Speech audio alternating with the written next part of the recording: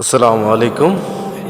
এই যুগে এই সময় আপনার মধ্যবিত্ত পরিবার হোক বা একটু বড়লোক টাইপের হোক না কেন, সকলের কাছে মোটামুটি অন্তত কিছু না থাকুক স্মার্টফোন কেনার টাকা সে সংগ্রহ করতে পারে, একটি বাইক কেনার টাকাও সংগ্রহ করতে পারে, সে যতই অভাবী হোক না কেন।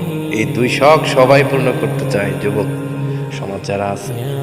তো অনেকেই বাইকের সাইলেন্সার বক্স কেটে বেশি সাউন্ড হয় যাতে করে বোঝা যায় যে ওনার একটা বাইক আছে।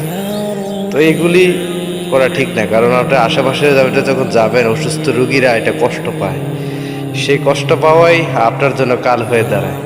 দয়া করে বাইকের সাইলেন্সার বক্স কোম্পানি যা দেয় ওই সাউন্ডে আপনি দয়া করে গাড়ি চালাবেন, কারণ আপনার এই অতিরিক্ত সাউন্ডে অসুস্থ রুগীরা কষ্ট পায়।